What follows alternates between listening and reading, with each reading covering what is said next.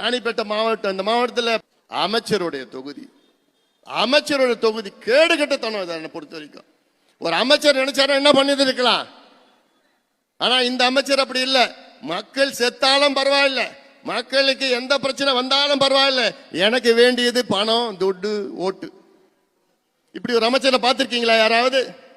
அவர் தொகுதியில மக்களுக்கு புற்றுநோய், இருதய நோய், மனநல நோய், இப்படி எல்லாம் அவ்வளோ மோசமான பாதிப்புக்கு வந்திருக்கு.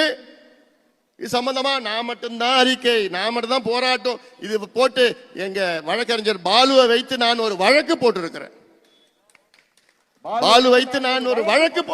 உயர்நீதிமன்றத்தில். அப்படி போட்டோ சும்மா அதிகாரிகள் வந்து அடுத்த நாள் சும்மா பார்வையிட்டு போயிட்டாங்க, அவ்வளவுதான். எல்லாம் நீங்க மறக்காதீங்க, தேர்தல் நேரத்தில் மறக்காதீங்க. மூட்டை எடுத்துட்டு வருவான், பண மூட்டை எடுத்துட்டு வருவான், ஏமாத்துவான். ஏமாறாதீங்க, தயவு செய்து ஏமாறாதீங்க. இந்த மாவட்டம் ராணிப்பேட்டை மாவட்டம், இந்த மாவட்டத்தில்